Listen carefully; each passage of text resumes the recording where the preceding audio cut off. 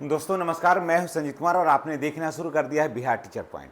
दोस्तों, जाते जाते माननीय मुख्यमंत्री जी ने कई ऐसे संकेत दे दिए हैं कि जो शिक्षा के क्षेत्र में बदलाव की जो आहट है वो आपको देखने को मिल सकती है। जी हाँ, बात कर रहे हैं चाहे एमडीएम के माध्यम से अगर आप खाना एमडीएम बनवा रहे हैं विद्यालय में अपने स्तर से, और अगर आप छात्र संख्या बढ़ा रहे हैं तो बड़ी फजीहत होगी। एमडीएम में कैसे छात्र संख्या को कम करना है, कैसे एमडीए में भुगतान होगा, आज इस सब बातों पर चर्चा करेंगे।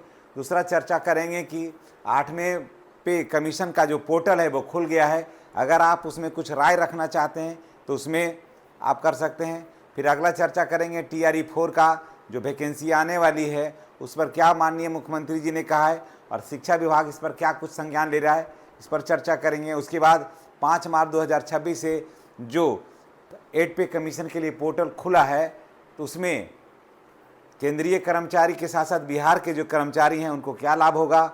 उसके बाद फिटमेंट फैक्टर कितना होगा, क्या पिछले वर्ष में जितना था उतना होगा या इस बार 3.0 होगा, यानी कि क्या जैसे पिछले बार हुआ था क्या 7th पे में कितना था 2.56 था, तो और इस बार 3 डालने के लिए है कि इस बार 3 किया जाए क्योंकि महंगाई भत्ता बढ़ा है।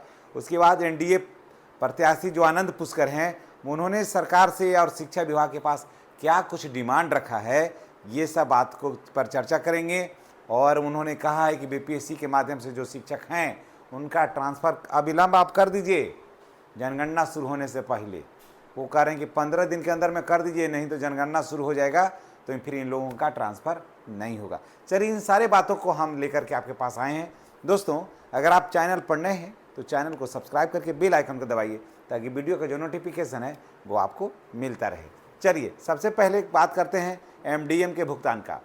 एमडीएम के भुगतान में ये है कि जैसे अब आपको ऑफलाइन जो अटेंडेंस था उसी के हिसाब से आप राशि निकाल लेते थे, लेकिन अब ये नहीं होगा, ये सिस्टम बिल्कुल समाप्त हो गया है। अगर राशि निकलती है तो जो अधिकारी के कलम से राशि निकलेगी, यानी कि एमडीएम बीआरपी और मध्याह्न भोजन के जो हैं डीपीओ, उनका वेतन से उसका भुगतान होगा।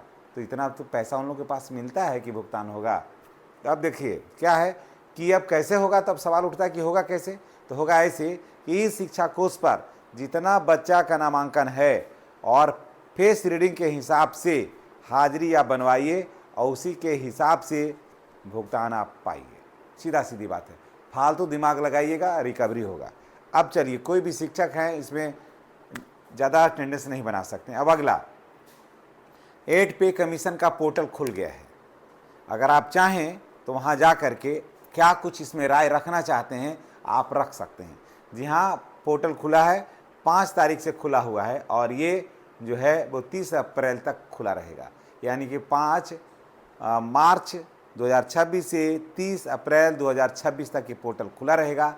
इस संबंध में क्या कुछ आप राय रखना चाहते हैं, कितना फिटमेंट फैक्टर होना चाहिए, ये सारा राय आप रख सकते हैं वहाँ पर जाकर के।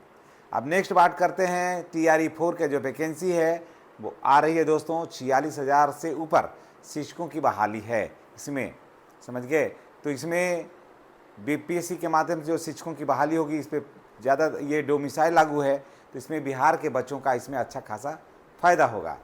ठीक है, तो चलिए अब अगला है कि 5 मार्च 2026 से 30 अप्रैल तक जो पोर्टल खुला हुआ है, तो इसमें आप चाहें तो आप अपनी राय इसमें रख सकते हैं। और ताकि इसका क्या होगा, अगर आप इसमें कोई सुझाव दीजिएगा, कोई राय रखिएगा, तो उन्हीं में से जो बेहतरीन राय होगा उसको ले करके सरकार को एक नई नीति, एक नई योजना बनाने में सहूलियत होगी।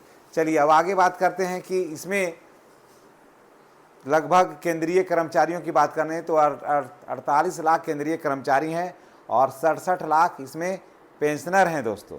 तो इनको बहुत ज़्यादा फ़ायदा होगा। कि क्या ऐसे फ़ायदा होगा कि इसमें 3.0% के हिसाब से इसमें बढ़ने वाला है 8 पे कमीशन, यानी कि आपका मूल वेतन में 3.0 से गुना करिएगा उतना आपका मूल वेतन करने की मांग रखी जा रही है। इसलिए आपसे रिक्वेस्ट है कि आप भी यही मांग को रखिए, अधिक से अधिक इस मांग को आप लोग रखिएगा तो आपकी बात को सुना जाएगा और आपका वेतन बढ़ेगा। चाहे आप बिहार के शिक्षक हों या फिर बिहार के किसी भी वेतनभोगी कर्मचारी हों या फिर आप केंद्रीय कर्मचारी हों या पेंशनर हों। इसलिए आपको मैं एक सुझाव दे रहा हूं कि आप पोर्टल पर जाइएगा एड पे कमीशन का, वहां कम से कम 3.0 का जो फिटमेंट फैक्टर है उसको आप डिमांड करिए जा कर के। फिर हम आपको बता दे रहे हैं कि ये 5 मार्च से लेकर के 30 अप्रैल तक ये चल रहा है। अब बात करते हैं एनडीए प्रत्याशी आनंद पुष्कर ने कहा है कि नियोजित शिक्षकों को सशर्त जो है ना दे दीजिए, आप राजकर्मी का दर्जा दे दीजिए, वो परीक्षा देने की उनको ज़रूरत नहीं है क्योंकि उनको अनुभव के आधार पर दे दीजिए। फिर उन्होंने उठाया है कि वेतन विसंगति जो है TRE 1, TRE 2, TRE 3 वालों का, उसको दूर कीजिए बीपीएससी वाले से, और उसके बाद विशिष्ट शिक्षकों का वेतन विसंगति है उसको दूर कीजिए। जो प्रधान शिक्षक हैं, प्रधानाध्यापक हैं, जो आए हैं, उनका मूल वेतन अभी कम है, उनको बढ़ाइए। उसके बाद उन्होंने महंगाई भत्ता, ऐच्छिक स्थानांतरण की भी बात कही है कि बीपीएससी के माध्यम से जो शिक्षक आए हैं वो घर से काफ़ी दूर हैं, उनकी जो समस्याएं हैं उनका समाधान ये डेट दिए हैं कि एनडीए के प्रत्याशी हैं दरअसल एमएलसी का, तो 15 दिन का डेट दिए हैं कि जनगणना शुरू होने से पहले इनकी समस्याओं को सुनिए और इसका निराकरण करिए, ताकि शिक्षक जो है वो मन लगा कर के विद्यालय में पढ़ाएं और शिक्षा की गुणवत्ता है वो बढ़े और सरकार पर भी शिक्षकों का भरोसा बढ़े। तो इस संबंध में आप क्या कुछ कहना चाहते हैं दोस्तों, ये कमेंट करके बताइएगा, और आप ये वीडियो कहाँ से देख रहे हैं ये भी बताइएगा। चलिए इसी के साथ हम आपसे विदा लेते हैं। नेक्स्ट वीडियो में हमारी और आपकी फिर मुलाकात होगी। चैनल पर नए हैं तो चैनल को सब्सक्राइब करके बेल आइकन दबाना नहीं भूलिएगा। धन्यवाद।